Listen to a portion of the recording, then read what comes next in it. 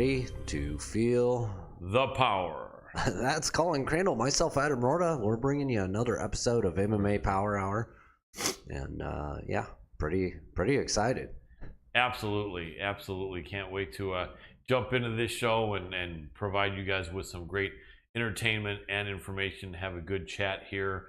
We've got a couple of good guests, and we're excited to talk to them. And basically, if you have any questions you want to be interactive, jump in here. If you want to ask anything of Adam and I, good to go, no charge. If you do want to ask a guest while they're live, all we require is some kind of a small tip, and they allow that on YouTube, even $1. But anything, so hop on over to the Hannibal TV on YouTube. That's the Hannibal TV.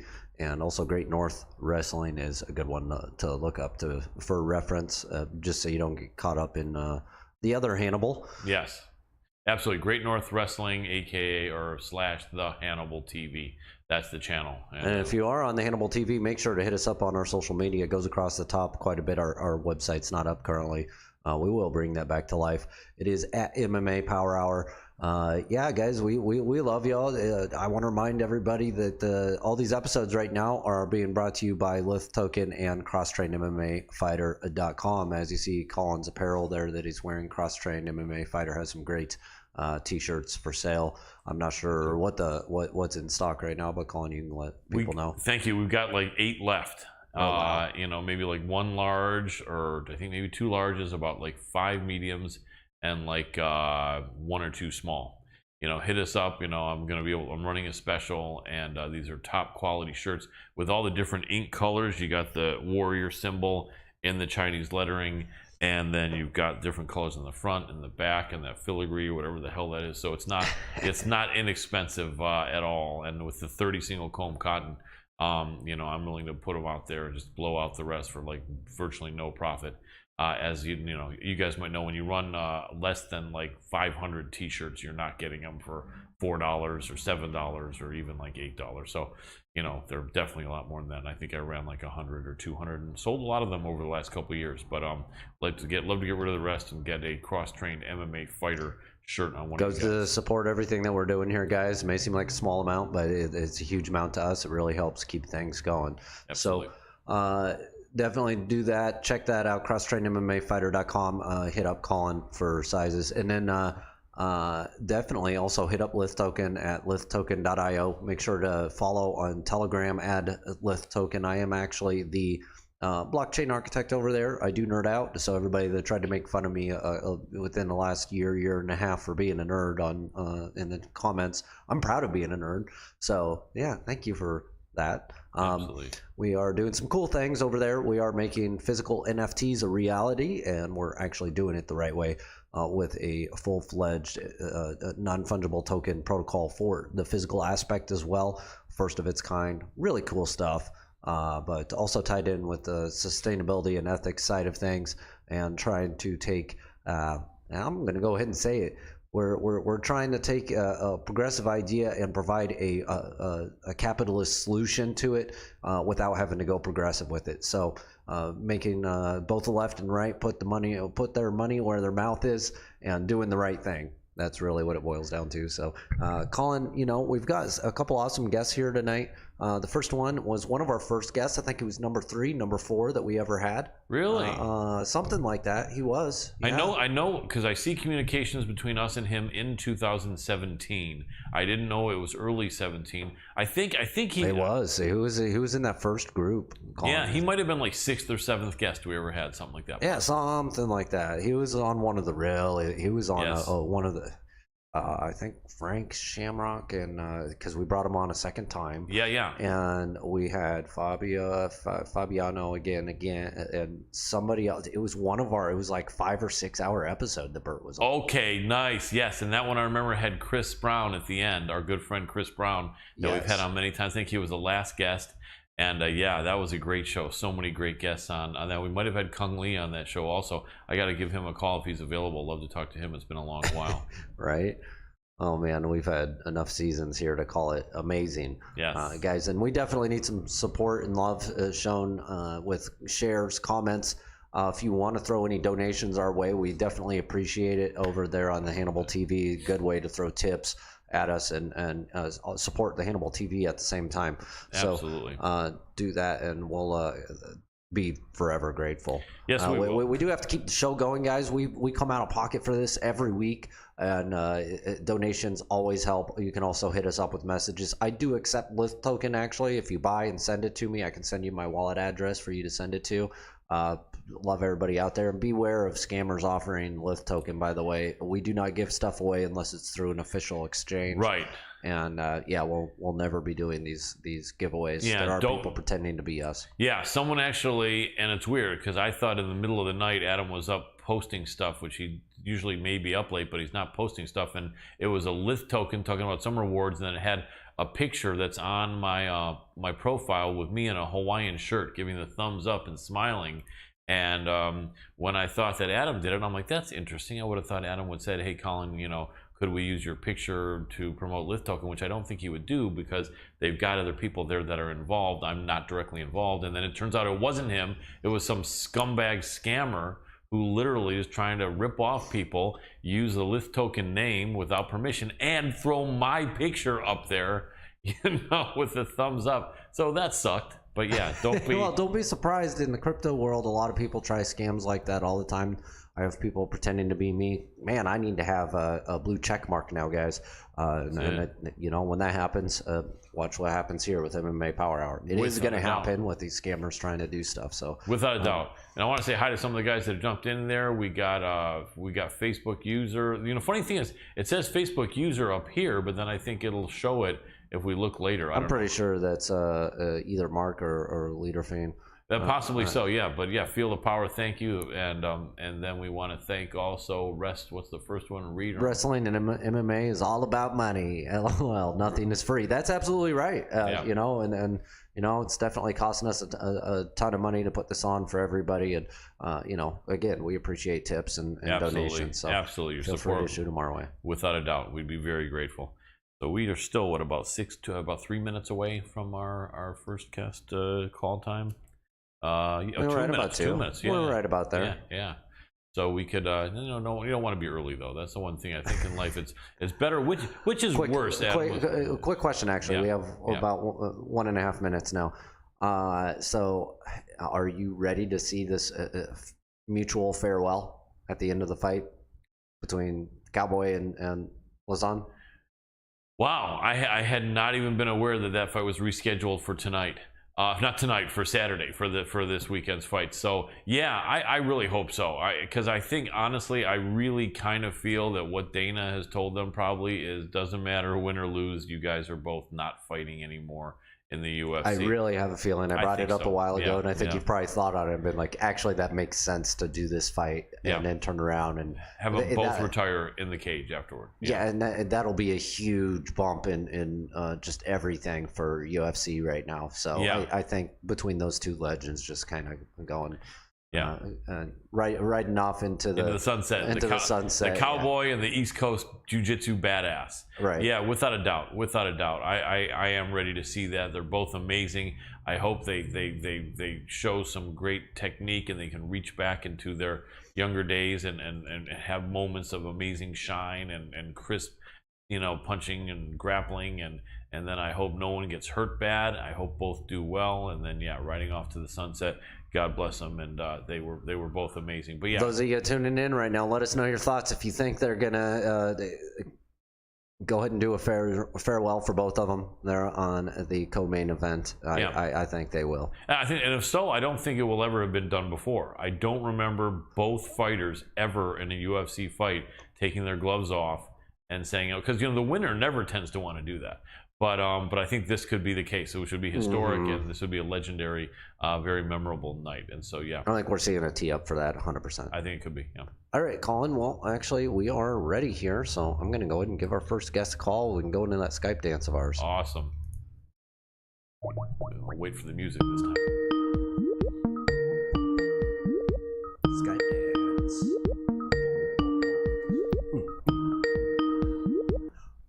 There he is. Hey, Bert, can you hear me? Yes, sir. Excellent. All we need you to do whenever you're ready, is to hit that video button. And there we go. We got you. You're not going to be able to see us, but we'll make sure to get you the tape afterward, or the tape, what it used to be called. But we'll make sure to get you the link. But rest assured, as long as you're in the frame, you're perfect, because we have the camera right on you. And I want to give you a proper introduction, ladies and gentlemen. I'm so happy to have this next guest on our show. Something wrong here on me. What's that? What'd you say, Bert? Yeah, we good. Good, dude. Beautiful. Appreciate you. So, ladies and gentlemen, I'm so happy to have this next guest back on the show. One of the most respected men in the world of combat sports. The man has worked with legendary boxers. The man has worked with legendary MMA fighters. The man has worked in so many different capacities that probably no one knows more about the inner workings of boxing, mixed martial arts, and combat sports than Mr. Bert Watson. Welcome back to the show, Bert. Hey, what's up, baby? All good, my friend. So first, I want to find out what you have going, and then we can touch on a bunch of other things. But you've been involved in so many things over the years. I think you spent like what, about 12 years with the UFC, or how long was that? 15. 15. And Yes, I know that you were there most of the years that our mutual friend Stitch Duran was there. Wasn't he there almost as long as you? I think maybe not quite, but almost, right? Well, you know, Stitch and I go back even a little further than that, because Stitch and I actually started working together in boxing. Oh, wow. And that's when I first met Stitch. I'm not gonna throw my mind that far back to tell you I remember the first boxing match that we met, but it had to be early 80s, maybe. Right. You know, early to mid 80s. I met Stitch. Nice. In boxing, and at the time, I was working with Marvis Frazier and Tyrone Frazier. Right. Most of the Frazier clan, and then transitioning into working with Mike Tyson and Evander Holyfield and Sugar Ray Leonard and Roberto Duran and Camacho and Chavez, Julio Cesar Chavez. Yeah. And I think that the last lot or group of fighters that I transitioned with and met and was working with Stitch was Layla Ali and the Klitschko brothers. Nice. And that was the transition for myself into, or from boxing into MMA. Right. Stitch was there the entire run of the mill, baby. Absolutely. You guys are still friends. I think you interviewed him Yes. for a broadcast a couple years ago, didn't you? Or was it vice versa? Or both, maybe? Yes. Yeah. I think he interviewed me. Right. But I think I saw Stitch recently at an event. I think I've seen Stitch seen him personally within the last year and a half, but I spoke to him recently. We speak very often. Definitely. Well, you guys are both legends, and I'm so glad to know both of you. And you know, we had Stitch on, I think, last about a month ago, and so I feel really great that you were able to be available to come on tonight. I know originally you were doing some work with Joe Frazier, is how you got to work then with the other Fraziers later on, right? Yes, that's how I initially got started. I actually in combat sports is working with Joe Frazier. Definitely. That was my intro into combat sports. My very first boxing event, and I say it a lot, but I'm now it's become so much a part of boxing history.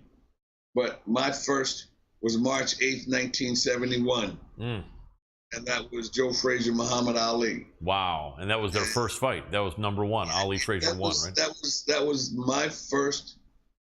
I mean, of course, I'm familiar with Joe Louis and, you know, back in that area, Floyd Patterson. Right, Sonny Liston. Watching boxing, but as far as me personally attending an event and then transitioning into working with fighters and working events, for me, it was March 8th, 1971. Fantastic. So that's a good 5 decades now in combat sports. I know, right? You forgot your anniversary last year. Don't do that to your brother. Yeah, no, I know. You're still a young man. You're still a young man, Bert. You have the energy, and you look like you are, and that's the key. So You know, Wow. yep, I know it, right? I know time does fly, Yes, sir. man. I'm with you. I'm with you. So let me ask you, Joe Frazier, when Yes. he was in his prime, if they could have put Mike Tyson in a time machine or Joe Frazier in a time machine, and those two had fought when they were both in their prime, how would that fight have played out, you think? Well, you had both of them were power punchers. Both of them packed a punch. But for me personally, Joe Frazier was very technically sound. He didn't rely specifically on his knockout punching power. He relied on his ability to not only take a punch, but maneuver his way through your offense with his defense, and to withstand speed and endurance. And that was something that boxers in the early days kind of really, really explored was, their endurance and their cardio. They were able to withstand, the back then they were doing 15-round fights. So the stamina was a little different. Right. Whereas with Mike Tyson, Mike didn't let people stand around long enough in the ring with him to see how long Right.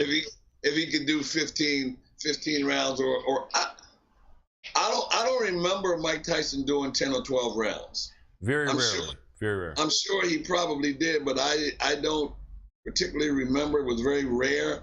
So I think that would be one of the things or one of the advantages that Joe would have was the fact that he could probably withstand the punching power of a Mike Tyson, and for the length of time, and going the distance of a 10-round or a 15-round fight. Because I'm going to tell you something, bro. If you sit down and watch the 3 fights that Joe had with Muhammad Ali, if you just sat and watched it, and while you were watching, imagine the technical skill levels that these two guys had, and the fact that Muhammad Ali constantly threw that jab and threw punches and flurries at Joe Frazier, and he just took them. And at some point, there was one fight. I think it was the second fight where Muhammad was on the ropes, and Joe was throwing punches at him, and Muhammad was throwing back and calling him on, and Joe reached and grabbed him and pulled him out and started throwing flurries at him. But it was that kind of thing that these guys, the skill level that they had, together with endurance. But then, like everything else, it transitioned, and athletes became more technically sound, and the skill level advanced, and everybody started dancing and throwing little quick jabs and showing their skill levels and bobbing and weaving and lights out Tony, Sugar Ray Leonard and Macho, and it all kind of transcended itself. But it was exciting. It was exciting to see and exciting to watch. Absolutely. That was really kind of like the last really golden era in boxing, I would say, although some people, look back on maybe some part in the late 80s, maybe when you had Lennox Lewis and Holyfield and Riddick, yes. But here's an interesting question I don't think I've heard people talk about for a long time, and I think since all 3 men are dead now, we can maybe get your opinion here. Not that they would have minded if they were alive, but I think it was the second Ali Frazier fight. Frazier had won the first, and Yes. Ali and Frazier it was a war in the second, and I think in the 13th or 14th round, Eddie Futch kind of threw in the towel or stopped the fight. And Yes. right, and so many people, people that are not that knowledgeable fight fans are like, man, how can you do that? All he had to do was another round. And I know it's not just that simple, but I remember I think Eddie Futch was saying that that was such a brutal fight. Both men were beating each other literally to a pulp.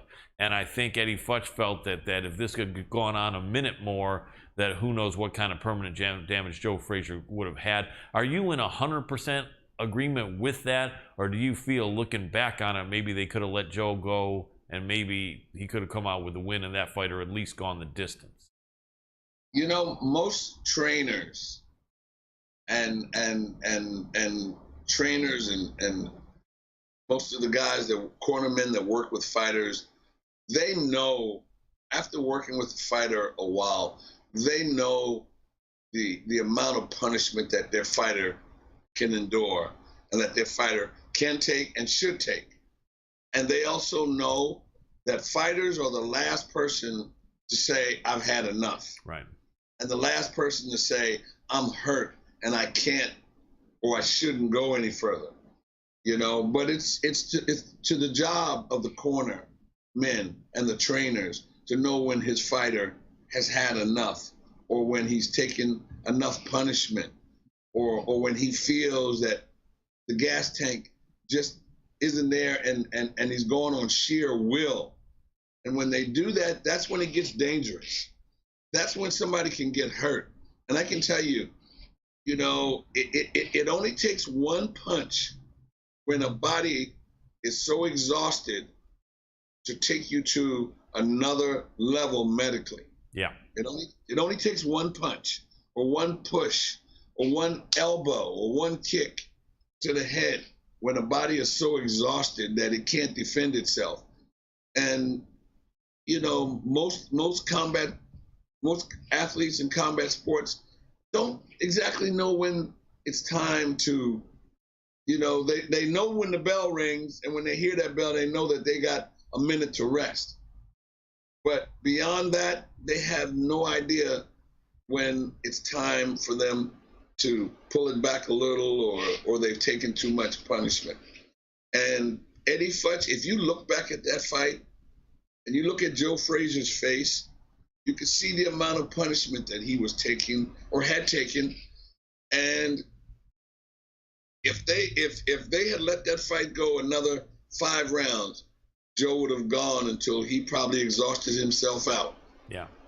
So it's to the trainer and the cornerman to know when the fighter has had enough and when the fight needs to end. So I totally agree with Eddie Futch. And then you go to the next level of who that was that did that. Eddie Futch, one of the greatest trainers that ever lived. Yep. You know, so you don't necessarily question that. No. Right. You know, just like you don't question the skill level of a lot of these guys today. You know, you don't question the skill level of the trainers of today and the cut men of today. You know, and the guys that work in the background. You know what I mean? Absolutely. You know, you don't question that, because the majority today, in my case, I 100% feel obligated to looking out for fighters. Yeah, absolutely. Who I know don't always look out for themselves. Yep, that's true. You know, whether it's boxing, MMA, bare knuckle, celebrity boxing, or any type of combat sports, you got to look out for these guys, and you got to pay attention to the you know, when they're tired or when you think that they've taken enough punishment, because they won't succumb to that.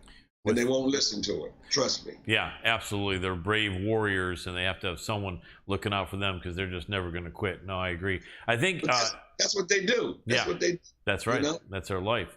I know that Eddie Futch's main protege was Freddie Roach, and yes. I think I think Eddie would be happy how prominent Freddie has become, because I think Freddie's like just as respected as Eddie was pretty much now, isn't he? Without a doubt. You know, Freddie Roach is, you know, he goes into the realm of a Yank Durham and you know, and Val Kilmer. I mean, he goes Val Colbert. Yep. You know, Angelo Dundee. He goes in Angelo Dundee and those guys. You know, Freddie Roach is probably one of the greatest trainers that ever lived, and you know, he's still going strong. And still, but you don't lose that technical skill level. You don't lose that knowledge. You know, it advances beyond your years, you know, but it stays with you, and you don't lose it. And as you see the sport develop, and I always say to guys that work with me when I do events, the foundation is always the same. The basics are always the same. It's the fluff around it that may change and may be a little different.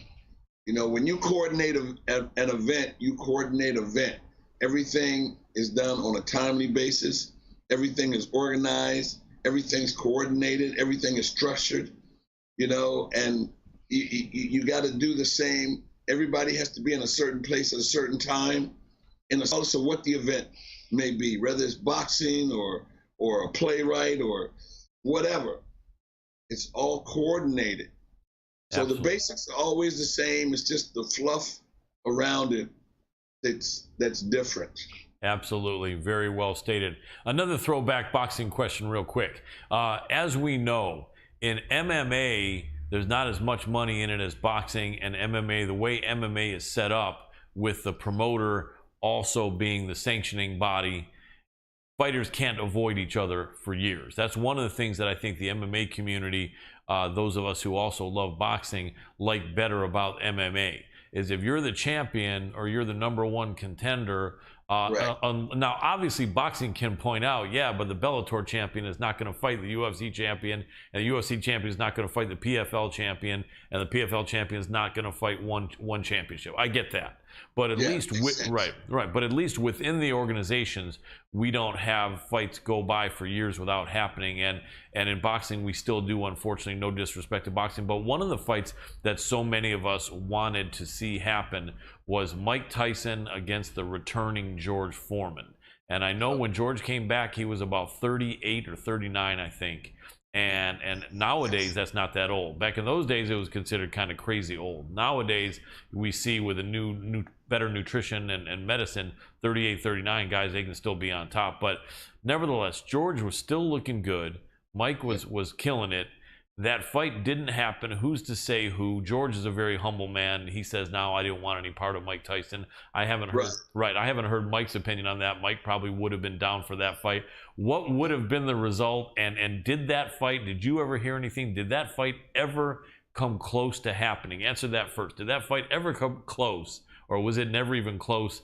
And then if you want to say, was it all George that didn't want it or not? And then what would have happened had that fight taken place, let's say in something like 1990 or 1989 or something like that, 91? I actually heard rumblings of the fight in the late 80s or so, early 90s. I heard rumblings of the fight, but don't actually know of anyone actually going to the table with the fight. I tell you what I did hear. I did hear of what type of money it would have taken to bring those two together. And I knew that back then that amount of money was not going to happen. Right. So ultimately that fight wasn't going to happen. But Mike Tyson was a little too quick for any heavyweight. Yeah. Mike Tyson was a little too fast, and his size negated his length and his distance. His size kind of whatever he didn't have in length and his, you know, the fact that he was short and that he was able to bob and weave and get up inside and under, and he was quick.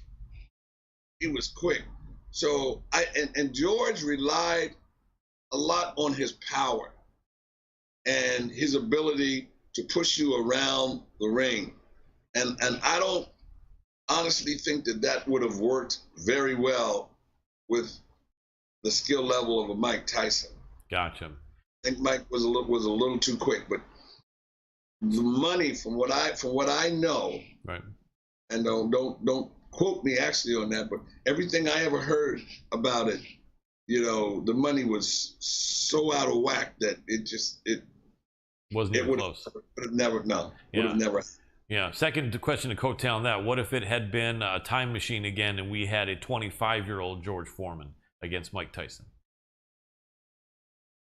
Then you might have had a better fight. because George at 25, George was, even though he didn't look quick, his movements were a little more fluid as a younger George Foreman. His accuracy was a little better. He was able to set his opponent up and land that punch, throw that uppercut, or throw that body shot, or set down on his punch. As he matured, I use that word, as he matured, he relied a little more on his past skills, pushing everybody off and saving that one punch, and knowing that whoever was in front of him was afraid of going in to get that one shot, because they know it only took that one shot. Yeah. And he relied on that. But yeah. a younger George Foreman probably could have thrown more punches, and probably, like Mike himself said, everybody's got a plan until they get hit. Yep. And I think he would have gotten hit a couple of times with a younger George Foreman, and it would have been a different strategy. Absolutely. I think you Yes, very sir. well could be right. So let's talk about what's going on with you. What's happening with you? You've been involved in so many great projects over the years, but I'd love to hear what's going on, or you got anything you want to promote, or anything you're involved with, or writing or producing, or let us know, man. I'm really anxious to hear. Well, right now I'm formerly with Bellator MMA, which I'm having a wonderful time. Excellent. Scott Coker and the gang over there is unbelievable, and doing their fights on Showtime, and you got the fights coming up in Europe, overseas, within the next couple of months. The next one's at the Mohegan Sun, and I'm having a great time. They've got a lot of great talent at Bellator, and it's awesome, man. Absolutely. I'm doing that. I've got a podcast that I'm working on and just trying to put together called Legends to Legends, which I've already done four or five episodes. Where can we find that? Where can people listen to that? That's on MMA Junkie. Okay. I've done George St. Pierre. I've done Randy Couture, Chael Sonnen. The recent one is Michael Bisping. Awesome. So that's on MMA Junkie, and it's called Legends to Legend. I love that. And it's where I sit down with these legends and have just regular OG chatter. Just on some of the times we spent together, some of the things that I could have a conversation, because these were things that I legitimately knew and worked with them, and they weren't just questions. They were just, well, what about that time, or what about this time, and I've been working on that, and just recently got inducted to the International Sports Hall of Fame. Awesome. Which was an honor for me. It tells you that you become a wall mantle, but it's also a testament to the work and the time that you put into it. So those things right now are happening with me, and I'm excited about it, and I'm having a good time. But right now, Bellator MMA is keeping me happy, baby. Fantastic. I really appreciate that. And I remember I saw you over there in a broadcast. I should have remembered, but my mind can be frazzled sometimes and not remember everything. But I'm glad you're over there. Let me ask you real quick, with GSP, I had the action star Frank Grillo on the show here about a year and a half ago, I think it was. I don't know if you're familiar with him, but he's done, yes. Kingdom and other stuff like that. Right. Yeah. Right. So he had been chatting with either George St. Pierre, or you know what it was? I think he had been chatting with John Danaher or something like that. And Okay. George practices, trains there. Yeah. And he said he can't say anything for sure, but he said, or no, it wasn't Danaher. I think somehow, you know what it wasn't? I think it was Greg Jackson or Mike Winklejohn that he talked to, because he had stopped by there himself. And I know, George used to train out of there, Jackson Wink, years ago. And he Yes. said that one of them implied that they talked to George and that maybe there's some hope or some possibility about some comeback. But now that was about a year and a half ago. George went on record, I think about 3 years ago, saying, I'm not gonna be in my 40s fighting in a cage. That's just kind of ridiculous, you know. And I think and now he's, I think, about 41 or 42. What do you think? Is he going to hold to his statement that that's just not what he wants to do, or is the window closed? Has it closed, do you think, or any chance we might see George St. Pierre jumping back in? 40. I think George is 41, and he has a family. Right. And he has a family. But let me say that George St. Pierre's technical skill level puts him up in that GOAT status. Yeah, absolutely. You know, and those are things, as I said, you don't lose. You learn to use, and you learn how to use them. And I one thing I do know about George is that he lives right, and he stayed in shape. So when you live right and you stay in shape, you can live to be 75 and keep rolling, baby. That's right. So I would never ever discount him with the right fight and the right person in front of him. I would never discount him being able to do that. But George is also a man of his word. If George says he's done, you can probably rely on that. Yeah. I also know that he's doing movies, and he's got other things that he's involved in. So financially, he's okay. But like any other athlete who is the best at what he does, you never lose that itch to perform. Yeah. Never lose that itch to compete. Absolutely. That's always going to be there. And every now and then, you can find one. Absolutely. Right now, you got Khabib, who is probably 3 years out, maybe 2.5, something like that. I think. Yeah, maybe 3. 2.5 years out. Somebody might decide to do something like that or with that. Yeah. But right now, I wouldn't count George out from a skill level. Right. But that clock ticks, and I'm sure he knows when it's time to just say, you know what, I'm done with this. Yeah. Well stated. I would agree on all that. One of the things that I think he was looking at that was interesting was not only the matchup with Khabib, but the fact that fight would have been at 155 pounds. Had George been able to come back and take that fight and take that title, he would have been the only person in the history of the UFC to win titles at 3 different weight classes. And if he did that, that possibly might stand for another 10, 20, 50 years. Now, my question to you is, the man, I think, is about 5'10", 5'11", muscular guy, right? He came back and he fought Michael Bisping, 5 years ago? And he that was at 185. 185. So obviously that wasn't a problem, which it wouldn't be. Can the man make 155 in his 40s, you think? I wouldn't advise it. Right. I am a person that knows your body gets to a point that it says, I'm not doing that. Yeah. Like, I'm not going back there. Right. I look at the scale and I say to myself, you know what? I'm going to do this. But then my body says, nah, we're not doing that. Yeah, right. And you got to listen to it. Yeah. I don't think at this stage of his career, a fight at 155. His last one was 185, I think. Yeah. Yep. A fight at 155 to lose almost a whole person to fight again. I think that would really take some thought. Yeah. Or some consideration. And you know what? If I decide to go down to 155, Yeah. But of course, you can hear I'm joking. You can hear me joking. You're not going to be 155, right? Neither am I. Neither of us going to be 155. Yeah. No, I hear you.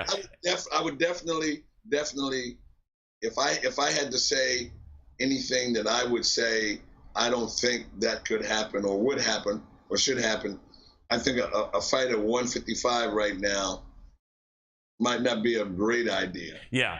And you know what that fight reminds me of? Remember when Hoist Gracie came back Royce. and fought Matt Hughes? And I'm not trying to diminish Matt Hughes' victory, but I think Right. what a lot of people didn't think about is, yes, 10 years earlier, Hoist had Yes. been fighting at around 171, 175, 176. But Right. when he came back and fought Hughes, he had been fighting, I think, in Pride and a couple other places at around 188, 190.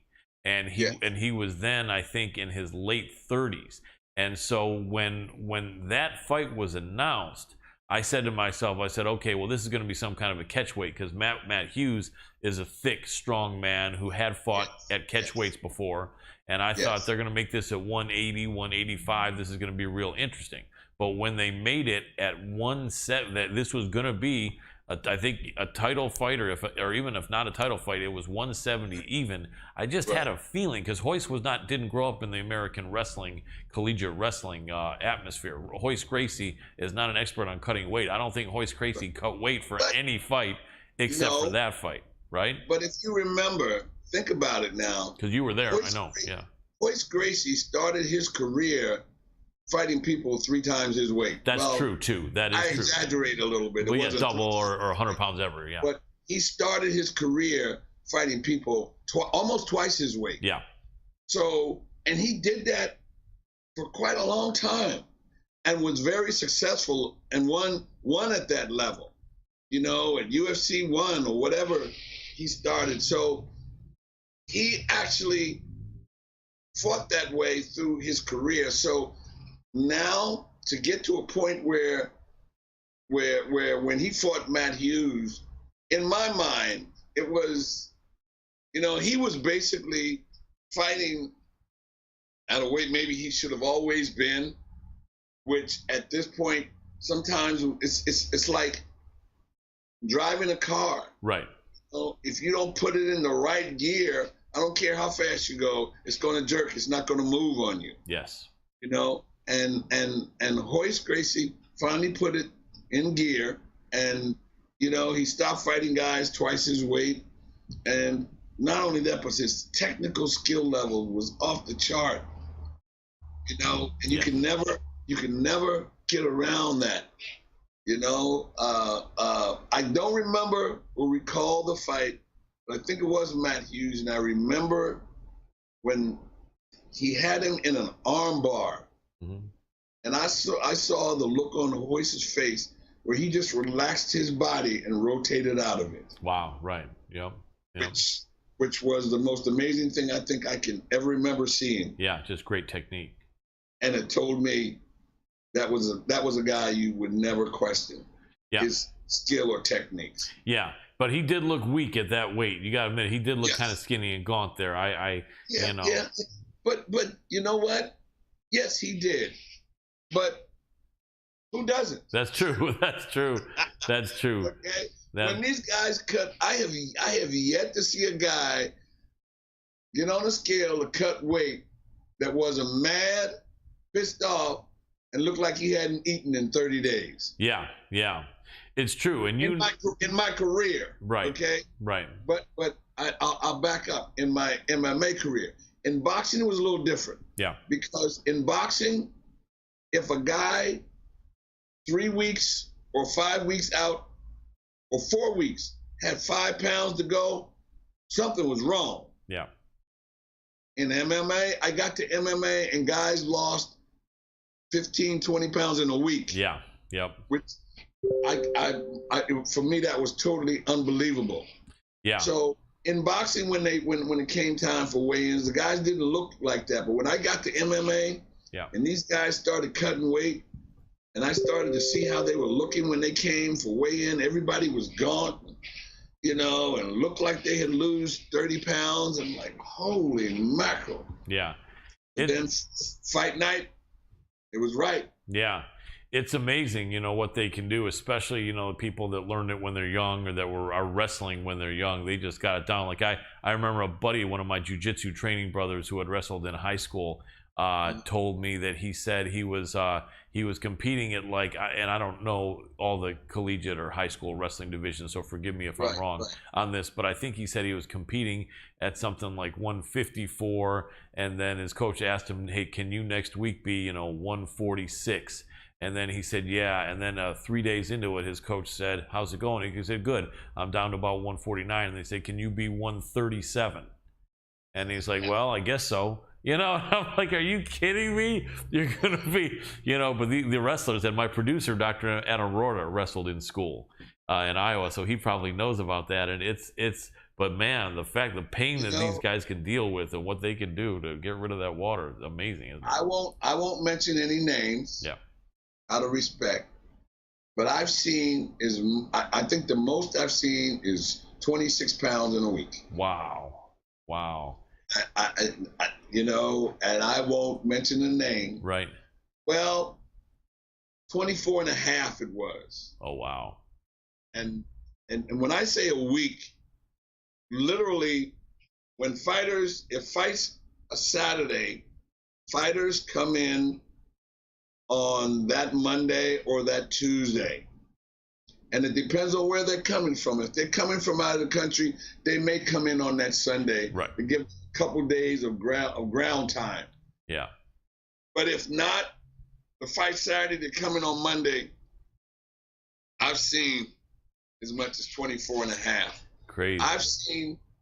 I've seen 10 pounds in one day. Wow, that's crazy. My producer told me, and this was not a professional level, but he said in either junior high or high school, he cut 30 in approximately a week or so, right? It was one of a teammate of his, Okay, and I can mention, I'll mention that name. Okay. But I've seen Gleason Tabal. Yes. Cut like 10 in a day or 9 in a day. Oh yeah. Dennis Seaver. Yep. He did that with ease and used to look at me, spoke very little English, if any. Right, German fighter. He always smiled. Nice. And when he got on the scale that morning, and I looked at the scale and looked at him, he could see on my face I wasn't happy. Right. He could hear my voice, the tone of my voice, I wasn't happy. Yeah. And then the weigh-in came in, and he got up to the scale. He would walk over to the scale, and he would point to me to come on with him. Oh, wow. I would go over to the scale. He'd get up on it. He'd look at me and smile. He wouldn't even look at the person counting his weight. Right. He would look at me, smile, and the person would call out his weight. And he would put this big grin on his face. Right. And I was like, whoa. Crazy. But he knew he was going to do that. Yeah. So, but I've always been amazed at the amount of weight that these guys cut. But somebody said to me a while back, he said, Bert, relax. These guys are wrestlers. Right. Yep. This is what they do. Yep.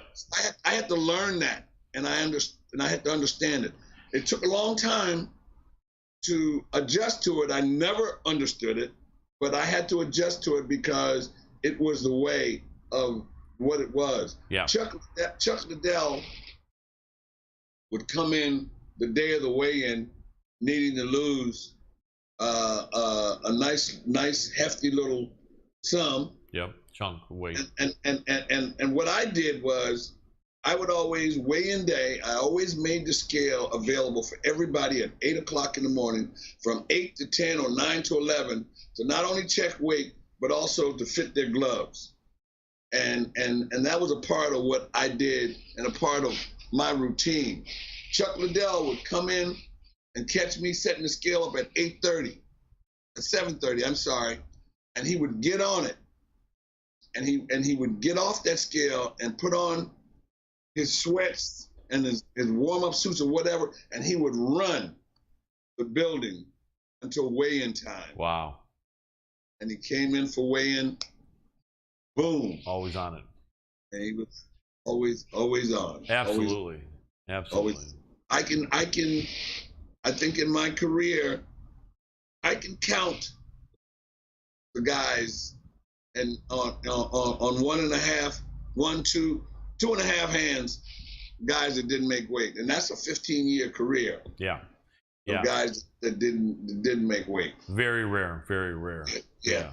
So we got about 5 minutes left with you, Bert, and I want to throw you some rapid fire questions because I got so much still to ask, and maybe give me some somewhat short answers because I want to get in a lot of stuff that people want to hear.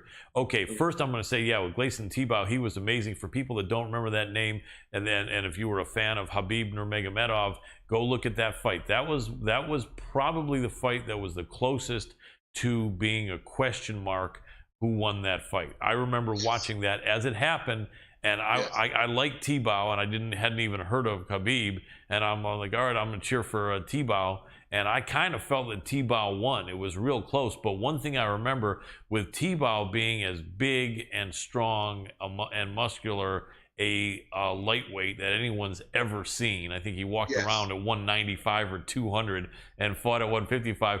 He, and it was a younger Khabib, and Khabib's favor, it was a younger Khabib who wasn't as seasoned. But man, he couldn't do anything with a Brazilian, really. He couldn't really take him down, which is crazy because you see Khabib now, he takes you down no matter who you are. But Gleison Tebow was like, man, I'm way too strong for you. Don't try too much to do that because you're just wasting your energy.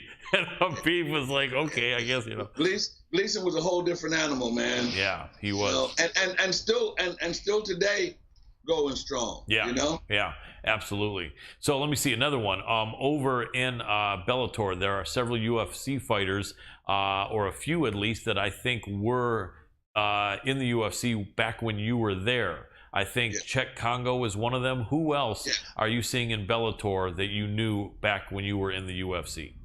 Ryan Bader. Ryan Bader, right? Yep. Not too many, right? Though, probably a couple. No. But there's about three. There's about 3 or 4. But all of the trainers. Yeah. The champion. He's a champion. The guy who's a champ now in Bellator. Which weight class? Yes. And Nems is his manager. Who's his manager? Nems. Ooh. Is this the Musasi? Yes. Yeah. I remember him with the UFC. Absolutely, and he had some great fights. Musasi was such a talented fighter. I still remember that fight that he had. I forgot who it was against. Yeah, I remember. Remember his first fight with Jacare before either one was in the UFC, right? And Jacare is a big favorite, and Musasi caught him with an up kick from the ground. I think knocked him cold. Wow. So many, And Yoel Romero's another one. Oh, yes. Yoel now is what? He's 1-1 because I think he lost his first one in a close fight and he won his second one. He's a talented guy. Now, he's probably up where he always should have been at 205, although he was fine at 85, but now at least he can eat something. And what a specimen. How does a man in his mid-40s still look like that? That's amazing, isn't it? You live right. Yeah. Yes. You live right, you eat right, you sleep right, you do right. Yes, absolutely. What do you think, really quick, of the crossover now where boxing and MMA are kind of becoming friendly to an extent, trying to make these super fights? Are you cool with the people like the Paul brothers, Jake and Logan Paul, and KSI, and these other celebrities and influencers jumping in it? Do you think that's a good thing, a bad thing, or doesn't really touch you one way or the other? I never want to take away what a guy creates to make a living.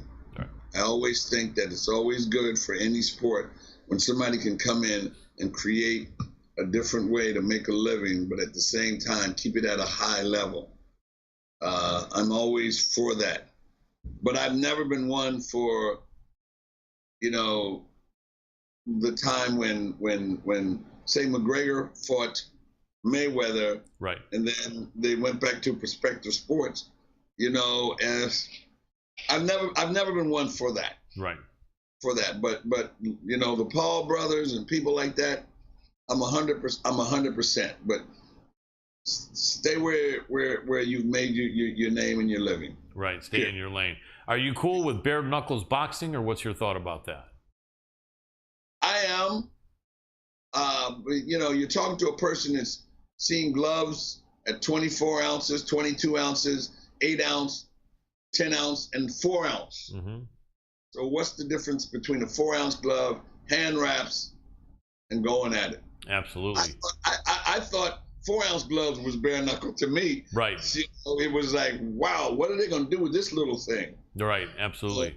And in bare knuckle, they still wrap their hands to a certain degree, and they do put something in it. Absolutely. They don't just go on there just straight up, you know. Absolutely. Some people are criticizing the fact that you have some 35 and 40-year-old MMA fighters who, you know, not like a 35 or 40-year-old MMA fighter who is at the top of their game, but you got some 35 and 40-year-old fighters who are kind of, you know, not at the top of their game in MMA anymore, and so they jump over to bare knuckle. And sometimes some people are criticizing that, but to me, I think the ruggedness and the grittiness of MMA fighters is helping them because they're going over there. Where else are they going to go? Right, that's true. That's true. Where else are they going to go? Yeah, and they're doing fine for the most part, aren't they? If you can go in retirement and sustain a living and do what you know how to do, leave those athletes alone. Yep, I agree. They know when they've had enough of something. Yep. You know, so, you know, these guys going to bare knuckle, it's become the next transition, you know, and you know what? I'm going to tell you something. Mm-hmm. These guys know when they get hit enough or right, you know, but I'm never going to find anything totally wrong with that. As long as it's they're medically cleared and they take care of it medically and make sure that they have the right doctors and the correct medical staff around it, I'm 100%. Absolutely. And, you know, I know probably Chris Lytle, someone you remember back in the day in the UFC. He's awesome on the call, and BKFC is taking care of their people. I think David Feldman's doing a great job. What do you think? We got Michael Venom Page, the Bellator man, going up against the former UFC fighter in Mike Perry. What do you think? That's going to be a crazy fight. I'm sure probably since Page is the Bellator man, you probably got to be cheering a little bit for him. But how do you think that fight's going to play out? Can Michael Page do something when he can't use any sort of kicks or elbows or jumping anything? Can his hands pay dividends in this fight, you think?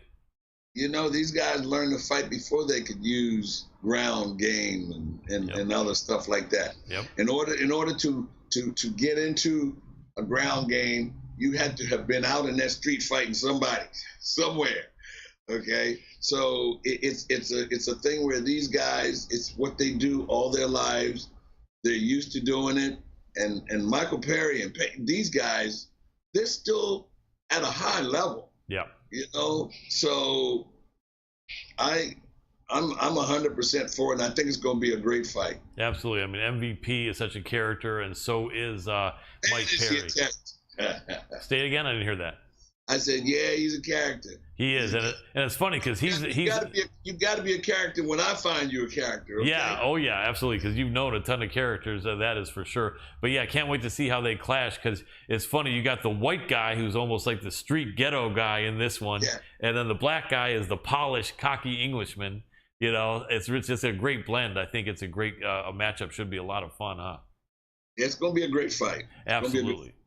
Absolutely. I look forward to it. Well, Burt Watson, let us know how people can support you on any social media or any other project or merchandise or anything that you got. Throw out there and let us know, please. Please. I love it when you follow me on Burt Watson For Real on Instagram, Facebook, Twitter. I've got a line of T-shirts on Ado Clothing that you guys need to go and check out. Burt Watson Promotions. We rolling all night long. Great looking T-shirts. Check it out on Ado Clothing. Just go to the website and hit me up. Reach out to me. Anytime you reach out to me on social media, I'll holler back at you, baby. Anytime. Absolutely. I really appreciate you, Burt. It's such a pleasure to chat with you, man. Huge respect to you, my friend. Thank you so much. Thank you so much for taking the time. We'll talk soon. Always a pleasure, baby. Appreciate it. Definitely. Peace. Peace. Have a great night.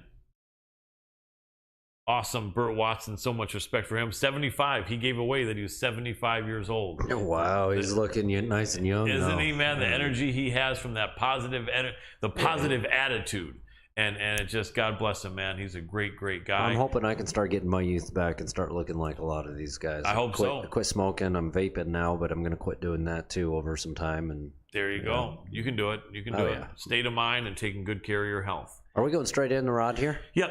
All right, let's give him a call. And I gave him a little bit of a flexible window, so we didn't go over. He's ready for right around this time. Cool. Perfect. Everybody, make sure to hit up lifttoken.io, sponsor of the show. And it's at MMA Power Hour if you're over on the Hannibal TV. If you're on our social media already, head on over to the Hannibal TV on both YouTube and Facebook. We appreciate that. We're going to go in that Skype dance. Do it.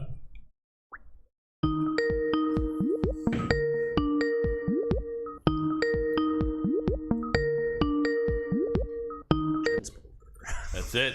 Hey, Rod, sorry, I was choking on my water. Can you hear me? There you are. Excellent. Rod Galvin. You're not going to be able to see us, but as long as you stay in the frame, camera's on you, and then we'll show you that everything looks great after it. Awesome. So, ladies and gentlemen, happy to have this guest on the show for the first time. He is working with our good friend for 5 years, almost since the beginning of this show, Jason Liederfine, one of the executives over at Cage Fury Fighting Championship. This is one of the great matchmakers over there at CFFC and Fury Grappling, Mr. Rod Galvin. Welcome to the show, Rod. Thanks for having me. Thank you. My pleasure. So CFFC and then Fury Grappling. Are you only involved in the CFFC, or are you still doing your job for the Fury Grappling as well? No, I don't. I don't do really anything with the Fury Grappling. I stick to the MMA side of things, and I matchmake for. I'm the assistant matchmaker for the MMA part of it, but I don't do any of the matchmaker or anything for the grappling. I'm just a fan of it. No problem. Basically. Well, as we're MMA Power Hour, this is mostly MMA people, and we'll talk MMA, and that is fantastic. So many great people, and I know you told me, but instead of me looking at my text, let's throw out some of those names that have made it to the bigger shows, that came from and worked their way through Cage Fury Fighting Championships, working for you and Jason Liederfine as far as fighting. Well, the probably the biggest name is Kimbo Slice. Nice. His MMA debut was with CFFC. Oh wow! Did not know that. So, yeah, he was with CFFC. Paul Felder, Pat Sabatini, Sean Brady. Yeah, we got 3 or 4 just on this weekend's fight night card. We have like 3 or 4 CFFC vets fighting this weekend. About every card. Yeah, whether it's a paper or fight night, you got some kind of alum that's been with CFFC. Absolutely. Let me read out some names here, and sorry to step on your words briefly, but I'm looking at some, but first I'll tell you the ones you told me. Tony Kelly, who's fighting this Saturday in the UFC. You got Jeremiah Wells, Jasmine Jasuda Vicious, who just made her debut, or she may have had a couple fights. Awesome. Kyle Dawkins, and my producer just pulled up a list that shows, go up a little bit back, we got Alex Perez, Aljamain Sterling, Andre Petrovsky, Anthony Smith, Bill Algeo, Brian Kelleher, Charlie Brenneman, Chase Hooper, Chris Dawkins, along with Kyle Dawkins, Dan Ige, Dan Miller, Dustin Jacoby, Aaron Blanchfield, Jim Miller, George Sullivan, Jared Gordon. Man, wow. Yeah. Absolutely crazy. Just as I didn't, and you guys have been around. How long has CFFC been around? Like 4 or 5 years? 6, 7? No, they've been around. It was Kimbo Slice's. Oh, that's right. Yeah, because he's been dead for MMA debut, so they were around back then. I've only been with CFFC since 2020. I was with the promotion called V3 Fights, and that was with Jason. Right, that's where Jason was. I was with Jason. Actually, I know Jason. I'm a head high school wrestling coach, and Jason was a wrestling coach here in Memphis, and he wanted to do an MMA fight. So, of course, I was a matchmaker, so I put him on. Oh wow! And he did such a good job with his social media following and promoting the fight that I talked to Nick, who was our president of E3 Fights, and I said we need to get this guy we need to bring him on board, social media or something, or do something. So Nick brought him on board, and then Jason just worked his way up to like announcing and doing like back of the house fighter relation type things like that. So so I've been there since CFFC since 2020. Same with Jason, and some more vets. Like when we were with V3 Fights and CFFC acquired us, there's still some names like Bryce Mitchell, and KGB Lee, and names like that. So they're not CFFC vets, but they're V3 Fights vets, and like they kind of acquired us. So it's kind of like the UFC, how they consider Strikeforce and WEC kind of their alum. I guess doing the same thing with CFFC with V3 Fights. Absolutely. And Jason's a great guy. We actually we first went on the air about 5.5 years ago in March of 2017. And I think it was only like 6 to 9 months later, Jason was out here in Los Angeles, and we had lunch with him, both myself and my producer, Dr. Adam Roorda. And we've been friends with him ever since. He's an amazing guy. And I remember we'd interview him like maybe once every 5 to 7 months on our show, even sometimes more than that. And I remember once I said, Jason Liederfein, this is the man in charge of V3 fighting. And he would say, well, I don't know if Nick Harmeyer would love to hear that so much, but he said it's not, and I said, okay. And so he said, yeah, Nick Harmeyer was the guy in charge of V3 fighting. But Jason, I know, was always in, a top guy as you are, and now you guys are killing it at CFFC on Fight Pass. And Jason is also involved in doing the announcing and working with the Fury Grappling himself, because he's a wrestler. He does. Yeah, he does work with. Absolutely. So many great fighters and so many great fights. So what I want to do is talk to you a little bit about the CFFC, and then I'm also going to want you to jump in and give me your thoughts on some of the UFC fights coming on this Saturday's card. All right, so let's we'll save the best for last. Not that the best isn't talking about CFFC, but people love to hear predictions on the UFC, right? So we're gonna all make you guys wait maybe 10 minutes on that. So so CFFC, so many great people come through there, and since you're on UFC Fight Pass, I think it gives you that extra oomph, that extra push, that people know that even though the average casual fan of the UFC and MMA may not know CFFC, they can see it on UFC Fight Pass, and that means something. So you do get people that come to CFFC, and I remember I had a great interview, I think it was 4 years ago, with Jason about how do you deal with these young guys who may not have much of a following, and they may not be that reliable, they may not be necessarily planning on making weight, and they may actually bail out of the fight a couple of days before. And he said, yeah, all that stuff happens. He said, you just don't know. But he said he takes it really seriously. And he said, I think he said he's not trying to hurt anyone's career or be a mean guy, but he said if you show up there was V3 back then, and you're goofing around and you're asking for more and more stuff, and you want more money and you want more accommodations, and you're not bringing any fans, you have no social media following, and then you don't make weight or you don't show up for the fight, he said don't count on never fighting for V3 again. And he said, that's the only thing you guys can do to defend yourself. But is it a little bit better now that it's on UFC Fight Pass? Do you have maybe a better, more reliable class of guys with managers maybe coming to you, or do you still sometimes have to deal with this crap where the unreliable guy is going to show up and waste your time?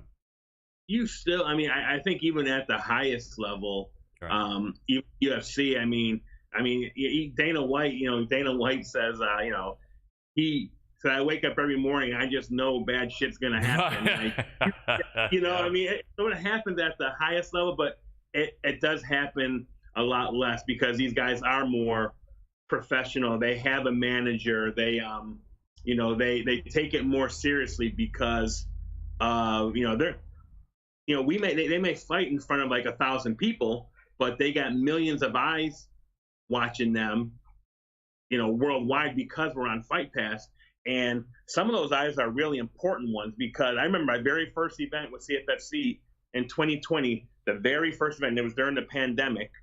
And The very first, we did a two nights in a row, and Mick Maynard, he tweeted out the fights that were on, and he was watching the CFFC fight. So I mean, these fighters know that, like, the matchmakers, they watch CFFC, they watch all the events on Fight Pass, and I think that's how we got the deal for Fury Grappling, because they have so much respect for our us as an MMA company. They know they're getting a solid product. So it is, we do have to deal with some stuff still, but it is a lot less when then we're just like a local show.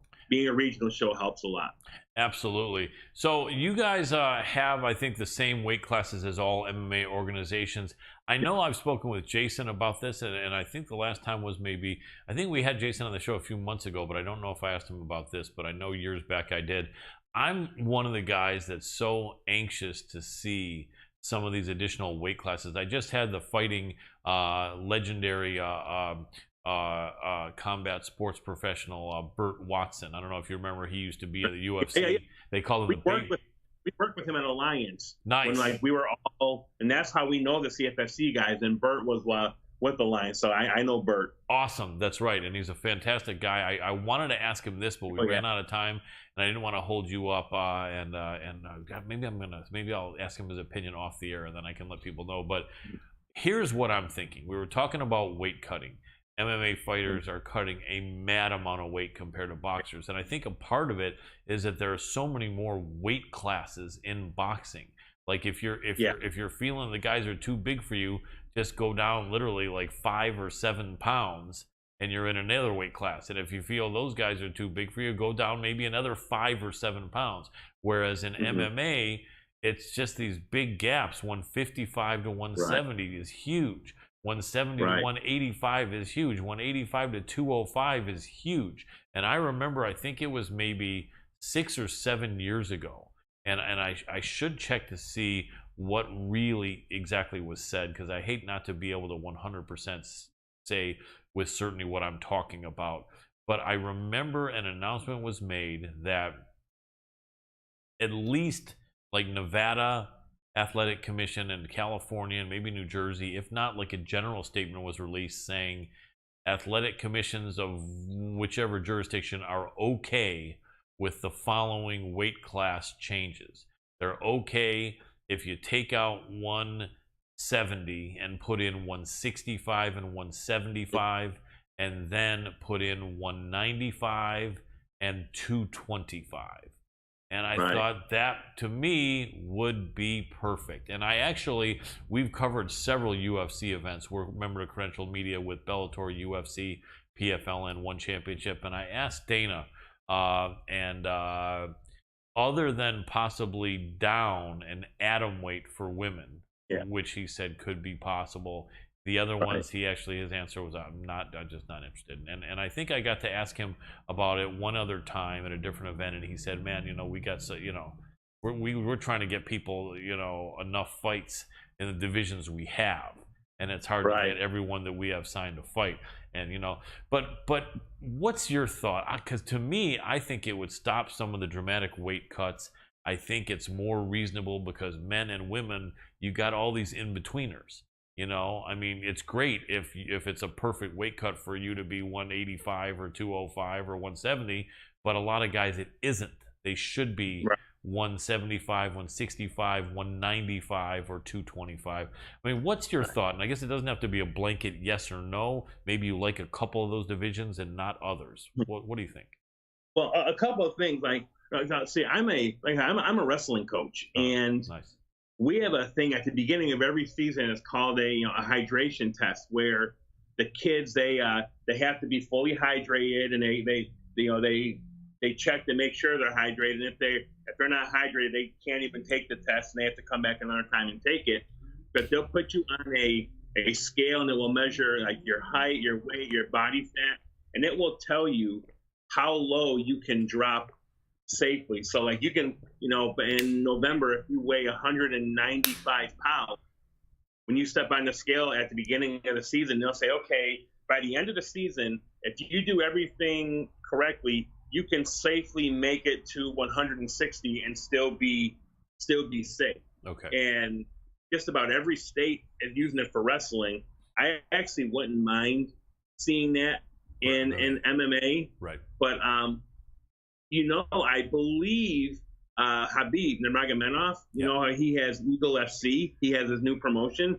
I believe he's like implementing these new weight classes. Yes. I believe they have like a 165 and a 175. So I would like to see how that plays out with his promotion.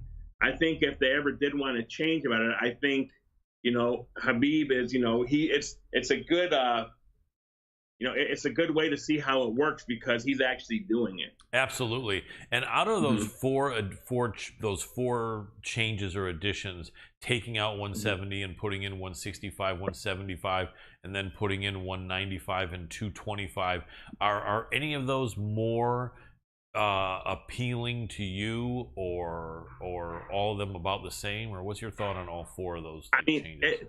I know that. I mean, the biggest gap has got to be, you know, the 205 to heavyweight. Right. Yeah. You know, I wouldn't mind seeing a 225, like a 225 weight class in there, or 230 or something like that. I actually think that would be, you know, because, you know, you weigh 207 pounds, you know, you can be going against like a Brock Lesnar type guy, or Francis Ngannou, and like you're outside. So I wouldn't mind adding that in there. You know, I've been doing this for a while, so like I'm pretty set. I'm pretty used to these weight classes and stuff. I'd much rather see them keep these weight classes, but kind of follow what wrestling's doing and kind of take a hydration test to see where you can actually, you know, cut safely and do it that way. I like that. Absolutely. And it's yeah, definitely. And you know what's interesting? I'm not sure if you knew this, because a lot of people don't really focus on organizations other than their own, unless maybe it's the UFC because they're so high profile. But One Championship, you may have heard, is doing something. But what they're doing is so unusual because, and it took me a second to kind of put it together, because at first it looked to me like they were just changing the name of the weight class, or changing the weight with the name.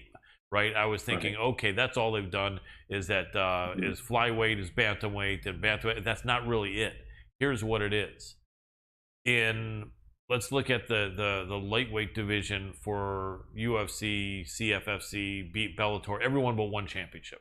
Lightweight division, a guy is going to have to weigh in at 155 for the title fight, 156 for a non-title fight, and then whatever the hell he weighs in 36 hours later is fine, and that's usually going to be probably in the 170s, right? So you got a guy that's they're going to make 155, 156, and the guys will be somewhere between 170 and 180 a day and a half later. So with one, what it is you have to make, I think it would be, instead of 155 for lightweight, you have to make 145. But the highest you can end up being on fight day is 155. Right. So some some states with wrestling actually, they do that. Right. So technically, what one has done is saying that if 155 makes you a lightweight, then our guys are fighting at lightweight limit on fight day. They had to make featherweight limit a day and a half earlier, but they are fighting as lightweights on fight day. Whereas for every other organization, our guys are making the lightweight limit at whatever the hell they want to weigh the day after that. They're welterweights pretty much. States or just in Asia? Say that again. Are they doing it just in Asia? Or are they trying to do it in the United? Because they're coming to the U.S. Are they trying to do it here too, or just out there? That's a good question, because they haven't had even one event yet here. Although now with the UFC having gone to Singapore, I wonder what Chatri Sityodtong feels about that. You know what? I've got to make a bigger push, because we're on very good terms with them, and Chatri's a busy guy, and I'm going to see if we can get him on the show. I can't wait to talk to him. One of the things they've said, though, is that with Chatri being so busy, you can count on the fact that if he's willing to schedule with you, there's a fair chance he won't make the appearance. not because he wants to be a dick, but it's just time. But that's a good question, because they're doing it there, but that's where they've had all their events. Although I would imagine they would want to do that here, right? Right. Although there's no reason why they would be forced not to. Would there be? I don't think so. Right. You know. Yeah. You know what I wonder though is the UFC went to Singapore. One is based in Singapore. Do you think? Yeah. Do you think? And let me put this as complete speculation, because I'm not trying to get you to talk against the UFC. But no. I wonder if they realized, okay, we've gone all over the world. Maybe we're not as big in Asia as one championship, but we are the most famous organization for the rest of the world. Let's just rub it in Chatri's face a little bit and do an event in Singapore. Because you almost wonder if Chatri might take it that way. Why the hell would they come here to Singapore? They could go anywhere else in the world they want. Right. And they're going to come on here onto our turf with a UFC, really? You know, I wonder if he's thinking that. What do you think? I mean, I don't know. And it was such a good show too. Did you watch the pay-per-view? It was great. Yes, it was amazing. It was a great card. You know, I don't know. I don't know if it was that, or it's just, you know, it just the date and the arena worked out for him, because you know Weili Zhang, you know, she's huge out there. Yes. Yeah, I don't know. I know now that things are opening back up. You know, they're venturing out to different places, and they've never been to Singapore before, have they? No. I'm almost positive. Yeah, I think that they haven't. And one has like what 70% of their events or 60% of their events in Singapore. So you know, you almost wonder if if this is going to expedite one's ambition to come to the United States. And if they do, you know, it'd be interesting. You know, here's what would be interesting. If they do, it'd be interesting to see if Chatri could use his resources and actually get an event in Vegas. Because I remember years ago, they used to say, when the UFC was being held at casinos, that like, look, we're bringing your casino a ton of money. Don't disrespect us and let other organizations fight in Las Vegas, because then you might find that we're never going to do another show at your casino. And so Las Vegas has kind of got to be known as a place that you're not going to put on an MMA show, especially high profile, if anything, if your name is not the UFC. Has PFL been to Vegas though? Didn't they do a couple shows out there? I don't think so. I may be wrong, but I thought they're always on the East Coast around Florida. And I honestly think it's been years since anyone but the UFC has done a show in Vegas. So, but that would be interesting if Chatri could wangle that, and all of a sudden they because you know it almost would be apropos. With UFC saying, look at this, big UFC in Singapore, it'd be ironic if 2 months later, Chatri announces, look at this, big one championship fight in Vegas. I know Ray Sefo, you know, the president of the PFL. I'm pretty sure he lives in Vegas. Right. Because I think he trains and teaches at Extreme Couture. Yes. I thought PFL went to Vegas. I could be wrong though. I thought they did a show there like back when there were no fans, but I thought they did something there, but I could be wrong. I could be wrong thinking not though, too. You never know. So yeah, so let me ask you, okay, we got a little bit of time. So what was I gonna ask? So yeah, the weight, so it does make it definitely different. So you know, you're fighting at the actual weight meant for that weight class. But you know, either way, I mean, the bottom line is all organizations are doing a great job, and I'm not trying to just favor them because of the hydration test. But anyway, CFFC is doing some great stuff, some amazing fighters. Has anyone surprised you? Well, I don't know how you're going to say this, because you don't want to make it was there anyone that you kind of believed in the CFFC, but maybe the kid himself or herself didn't believe in themselves that much, and maybe their fights weren't the greatest? Was there anyone that has made it to the UFC that either they didn't think they could, or you guys were surprised that they did? I don't know how you can answer this question comfortably, but maybe you can.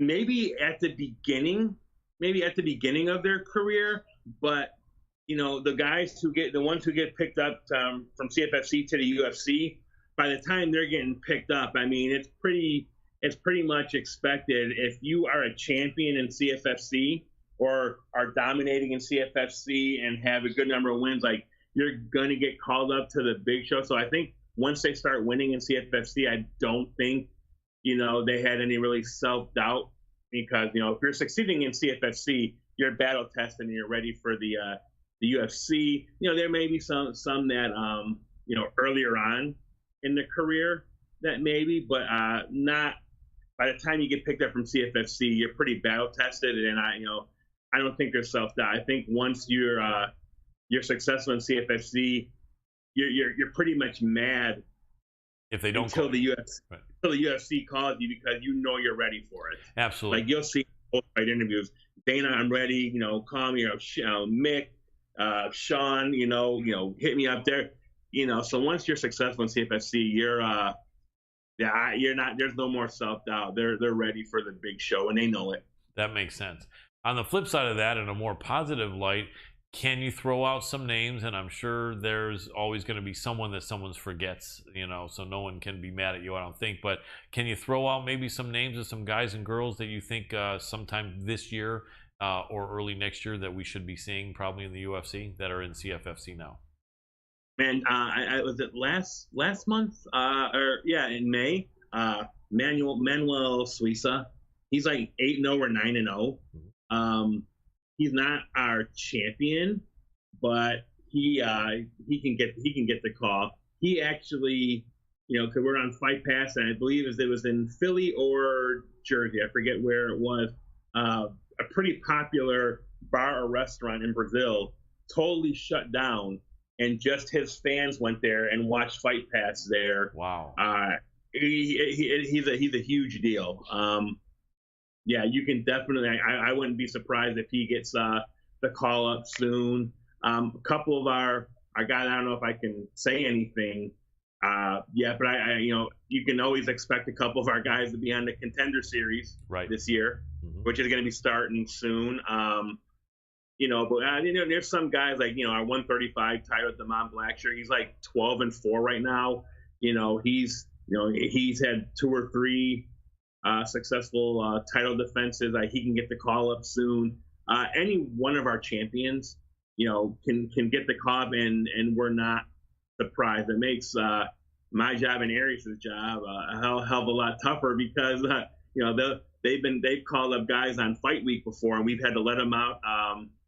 Let them out of the contract, and fights have fallen through like a couple days before the fight because UFC called them up. But you know, that's what our job. You know, our job is you know, to get these guys ready and get called up to the UFC. Absolutely. So any one of our champions can get called up at any time, and no one's shocked. Very cool. Do you have the most well-known 3 women's weight classes in CFFC, or what women's weight classes do you have? 15, 25, and 35. Okay. And I believe and I think all those are vacant now because they got called up to the UFC. Lee Stidge did. Yeah, they get called up, and so those are vacant right now. Gotcha. Speaking about women's fighting, on this show last Tuesday, we shouted out that we didn't say bet your whole paycheck or even that it was any sort of a sure thing, but we shouted out, both myself and my producer, that we think Taila Santos has the great chance for the upset. And I don't know what it was about that girl. I watched her closely. She seems like a big, strong girl for that weight class. She looks rugged, like something about her. She looks strong, like she looks like a badass. And the way she was kind of big sistering some of these recognizable women fighters. Right. I remember watching and I'm like, what the hell, man? How is she big sistering these girls who have winning records in the UFC, and she's making them look like they're her little sister? So I said to myself, this girl's badass. And I said, I don't think Valentina's going to intimidate her. I don't think she's going to be intimidated for a second. And she wasn't. I feel she won that fight. It's so frustrating that her eye got closed with that headbutt, but what's your thought? I mean, first of all, I hate that headbutt happened. I think that changed everything. And I actually think, because Valentina has just cleaned out the division.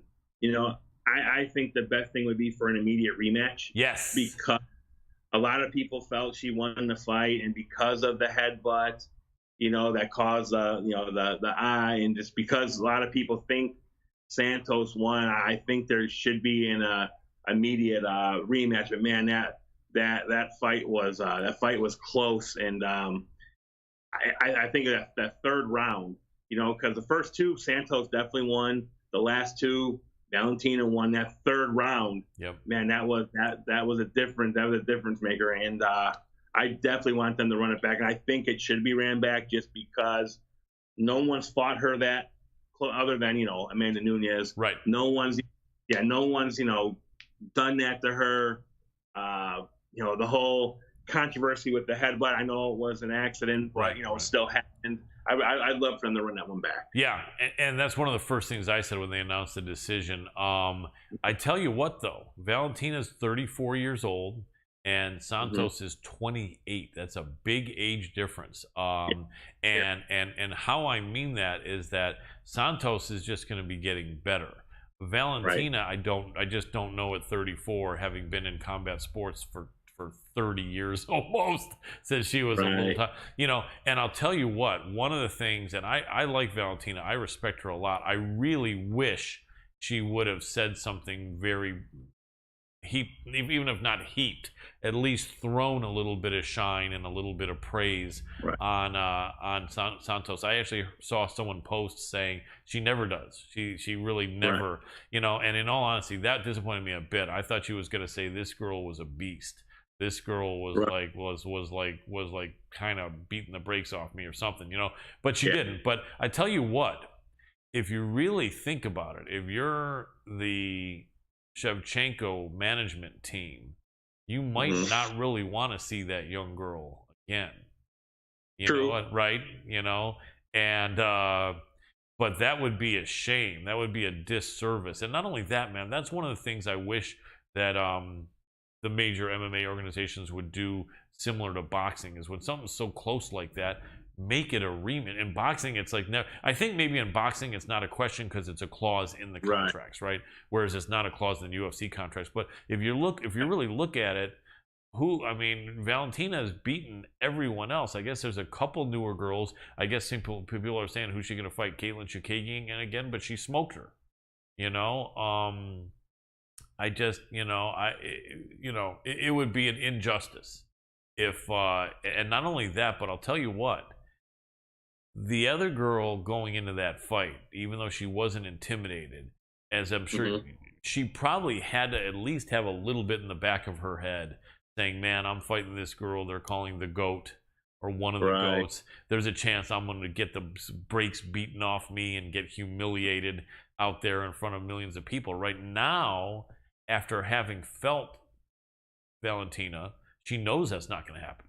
She has no reason to have that sort of fear at all.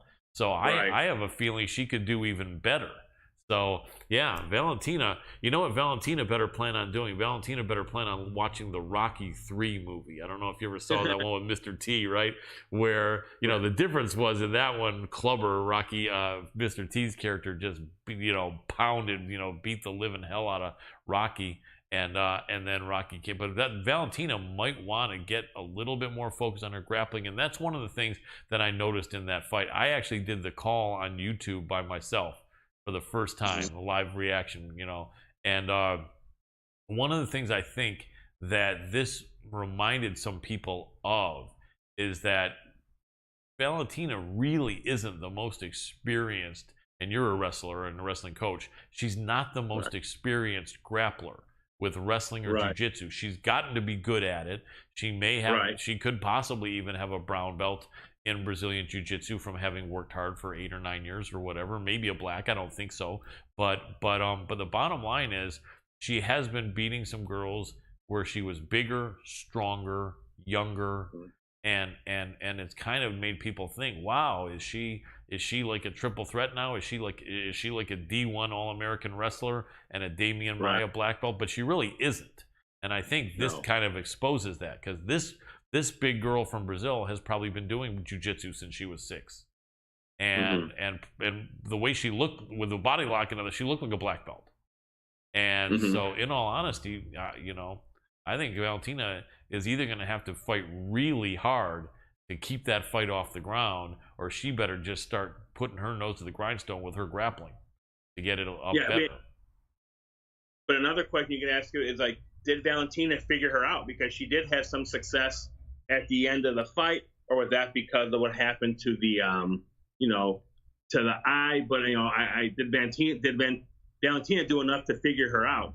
That's why I think there needs to be a rematch, because you know, that's why just so many questions will be, you know, can be answered, and I'd love to see it. I'd love to see another 5 rounds of it. You know, that was just absolutely. Sorry to step on your words, but speaking of that, I forgot to say that was another thing that Santos had to go into this fight with some self-doubt on, which was, could she go the whole 5 rounds? She had never been 5 rounds before, right? And now she knows she can. So imagine if, because she had not gone 5 rounds before, imagine if she was kind of holding back and conserving her energy most of those rounds, and now she can be like, hey, I did that, it was a breeze. Let me release the beast here in the second round. And, you know, man, you know, so yeah, but I will say this, it's just a shame it didn't pay out, because plus 500 would have been one of the bigger upset payouts in a while. But you know it's not going to be that in the rematch. Not at all. No, not next time. They'll still make Valentina probably favorite, but what do you think? Barely even 2-1, maybe minus 180 or something. If that, barely. Yeah, it's gonna be. Yeah, it's not gonna be plus 500. None of that. No, not at all. So we don't want to keep you more than maybe 5 more minutes, and I wanted to be able to look down the fight odds, but my producer had to step out, and I think he's out. He's at a different end of the studio. If he can hear my voice, Adam, if it's possible to be able to get the fight odds, but if not, then you know what I'll do? I can pull it up on my phone here, and that's what I will do. It's never a problem. Improvise. We are live, and that's part of live TV. Okay, so this fight we know is Calvin Kattar versus Josh Emmett. We've had Josh Emmett on the show many times in the past. He's a great guy. I've never spoken with Calvin Kattar in person, except for maybe at the end of a live fight, and even then I'm not sure if I've ever had an exchange with Kattar. But anyway, let's go down the card a little bit. First of all, I think you said there's 1 or 2 fights involving CFFC guys this Saturday. Tony Kelly, in fact, why don't I go back to your message? I think it's Tony Kelly. Well, Tony Kelly's fighting this Saturday. Dawkins as well. All 4 of them, right? Yeah, they're fighting on the undercard. Now, Tony, so Tony, I put him on that list. He didn't fight with us. He signed a contract, everything. He was ready to fight, and he got the call for the UFC. That was one of those fights where he was going to fight for CFFC, right? And he got a call to the big show, so me and Arias had to replace that fight. Right. And so that was so. I mean, he's kind of an alum, right? But right. You know, he signed the contract, so we're going to count him as an alum. But his girlfriend, Andrea Lee, is definitely a V3 Fights alum. So, you know, I kind of count him because he did sign the contract with us. Yeah, absolutely understood. And then is Jasmine on the card this Saturday? Yeah, Jasmine's on the card. She's tough. She's a tall, tough, rugged girl, isn't she? Yeah, Jasmine, Dawkins, and then Jeremiah Wells. That's right. Yeah, Jeremiah. Yeah. And let me see who they're fighting. Dawkins is. Why is it just showing me? It's just showing me the main card here for some reason. I don't know why, but Dawkins. Who does Dawkins and Jeremiah have? I hate to put you on the spot. Who are they going against? Can you see? I was looking too. I just had it pulled up too. I can look it up real quick. I was just looking to see what, you know, on every card. I literally look and see which CFFC bets are on there. And I'm like, oh, cool. And I never look and see who they're fighting, unless it's like Aljamain or someone like that, who you know who he's fighting. But I can look it up real. Let's see who they got. I know Jason is always really proud of the fighters that come off CFFC as well. Right. And for some reason, they're making it tough on almost like they're showing all these fights that don't have your guys in them. Can you see though? I know. Hopefully it's about. I'm pulling it up right now. I'm not here. This.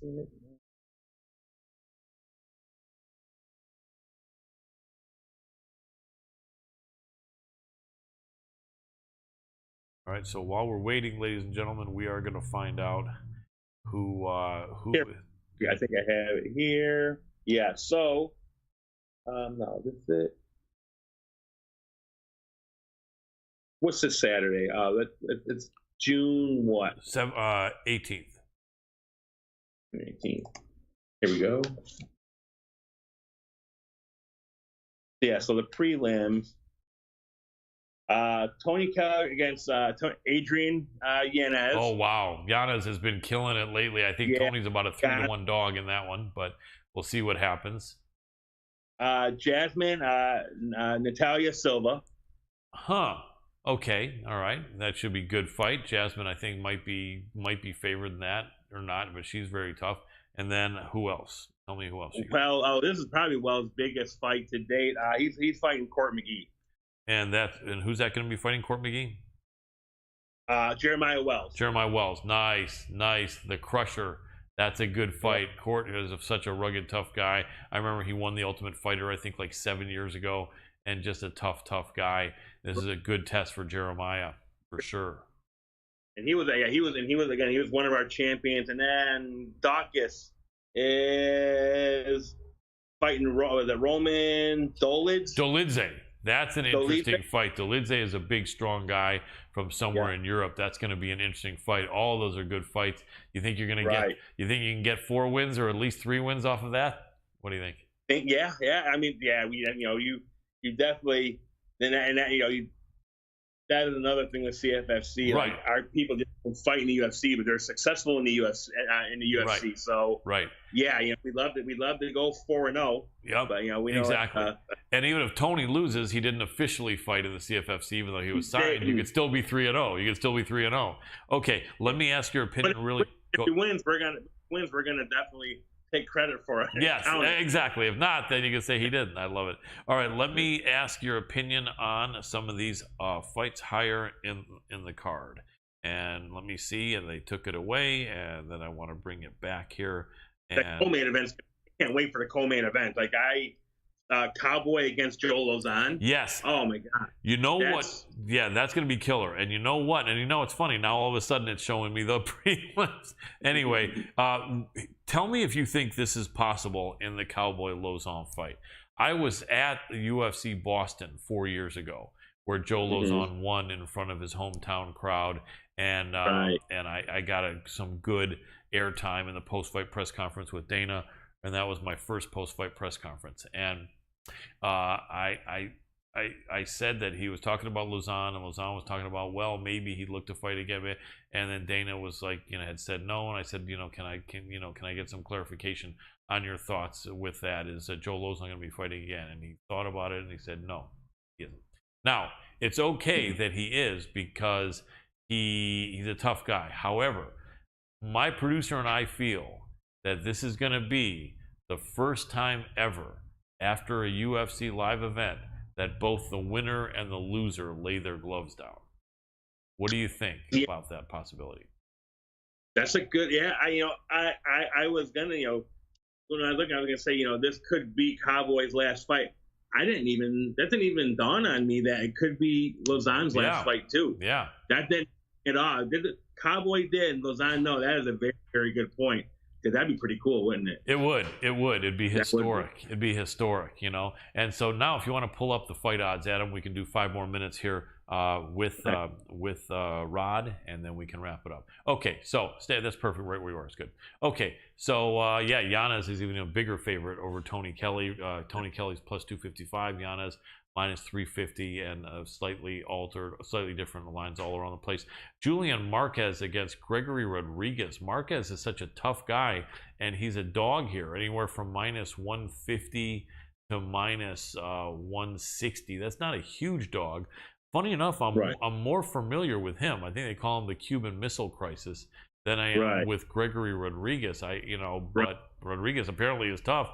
I think Marquez is live in that fight. What do you think? I'm picking Marquez. I think he's So I think they're building him, and I think he's tough, and yeah, I'm going with Marquez. Yep, absolutely. I like that.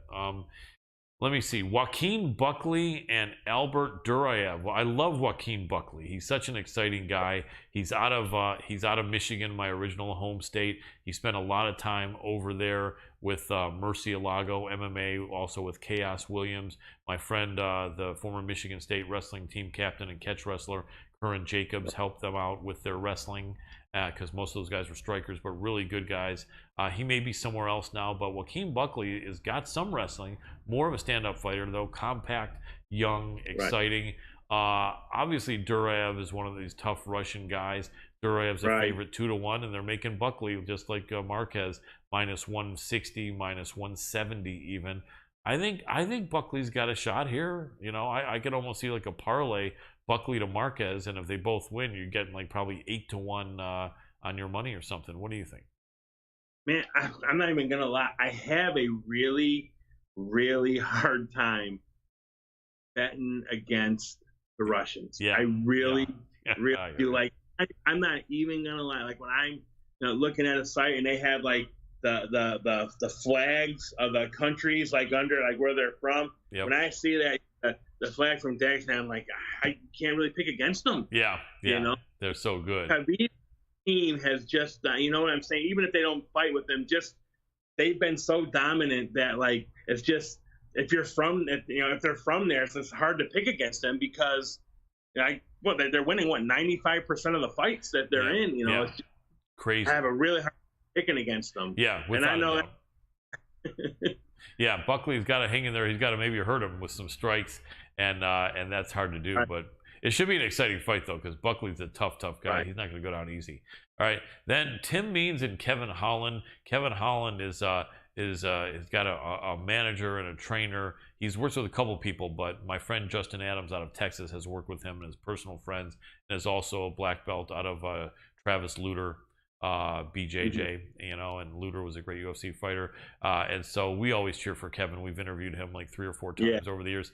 He's a pretty big favorite over Tim the Dirty Bird Means, minus 265, minus 275, and even minus 280. I think that makes sense. Tim Means is a tough guy. He's a rugged, tough guy, but I just think I don't see his method of victory or a path to victory here over Kevin Holland. Do you? Right. It's gonna be tough. I'm going Kevin. Well, yeah, you got Kevin. You're gonna go with Kevin. You're saying, right? What's that? You're gonna go with Kevin Holland. You said, right? Kevin Holland. Yeah, I think so. Me too. And then Lozon and Cerrone, man, they've got Cowboy favorite. Not quite 2-1, minus 167 and minus 184. So let me ask you this: you're a wrestler and an MMA guy for many years. Neither of these guys are wrestlers. You got. I don't think either of them were D2, even D3. I think one of them may have wrestled in high school, maybe not.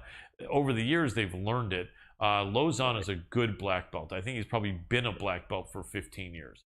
Cowboy, I think, is a black belt, or if not, he's close. But if he is, maybe he may have just gotten it in the last 5 years or so.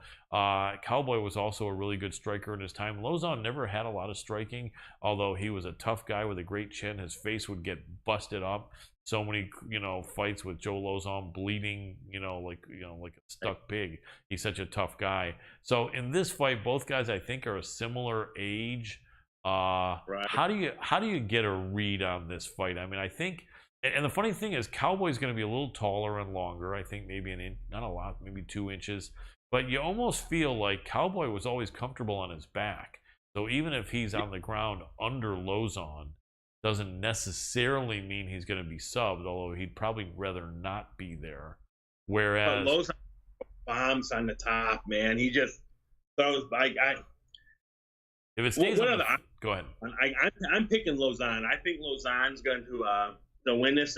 It with me, and I love Cowboy. He grappled for us from Fury Grappling. Like that's right. Yep. He grappled for us, and I'm a huge fan of his. But like after that Conor fight, man, he just doesn't seem like I don't know if he's just not the same fighter he was like 7, 8, 9 years ago. Yeah. And neither is Lozon, but I I just feel, I think I have a good feeling about Joe Lauzon on this one. I really do. Yeah, you could be right. Now, if it stays on the feet the whole time, it's got to be Cowboy. If it does, unless you think if it stays on the feet, I don't be surprised if it's Gaethje against Chandler. Seriously, right? If it's on the feet, they're just gonna just start throwing like in a phone booth and start throwing. Like, it can be as exciting. It could be fight of the year. It can definitely be fight of the year. I mean, I know a lot of great fights that just happened this past weekend. Like the whole Gaethje Chandler, but like this fight, I mean, wasn't it scheduled to be on the paper? It was scheduled to be on the paper. It was scheduled for it to be like about 2 months ago. Then I think it was scheduled like 3 weeks ago, and I think hopefully it doesn't fall off here. I don't think it will. Hope not to. But this is a main card pay-per-view fight on free TV. Like, it's going to be an awesome fight. Yeah, without a doubt. I'm excited about it too. And the dog is Lauzon. You got the dog here, very possibly. And then you wonder if, and I'll ask this really quick because then we're going to wrap it up in a couple of minutes. But do you think, I mean, since Dana really hadn't wanted to see Lauzon really fighting more 4 years ago, and he really probably doesn't want to see Cowboy fighting more.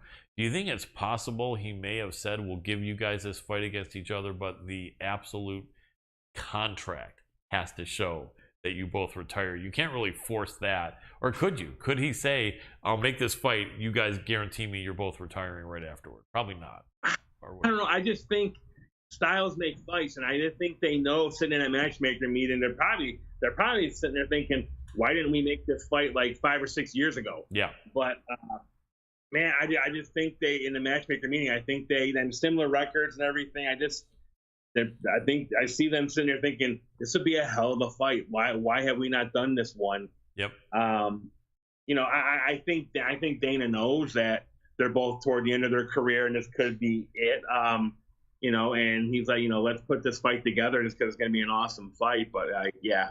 Mm-hmm. Yeah, absolutely. Final matchup, main event. I'm so happy for Josh Emmett. He's such a nice guy. He's just a really, really good man, right? It just seems like he kept being avoided by a lot of guys because he's a very talented guy. I think he was a D1 wrestler, or if not a good D2. I think he was D1 though, right? And the guy's got, he's got like, absolute steel in his hands. He's explosive. Right. He's powerful. Kadar, even though Kadar got owned by Max Holloway looked the best he'd ever looked there. And then Kadar came back and looked really good. I forget who it was, but he ended up kind of beating the brakes off someone in his last fight. What do you think here, man? They've got it 2-1 Kadar. I guess, and I think maybe Cater's a little bit younger. He's been a little bit more active. But I just think you can't sleep on Josh Emmett. I think Josh is a better wrestler for sure. Right. I think Josh has more one-punch power. He is shorter and he is older. Mm-hmm. But how do you think all those factors are going to affect this fight, and how do you think it plays out? Like, Josh Emmett, he needs to win this fight if he's going to make a run at this for the title, because he's 37 years old. Yep. He's only 17-2. You win, you're 18-2. I mean, you're close to being in the talks for a title shot, I would think. Yes. With that, so like I think it's a do or die for him. So like, I mean, I'm going with Josh. You got that. I think he needs to make it a boring fight.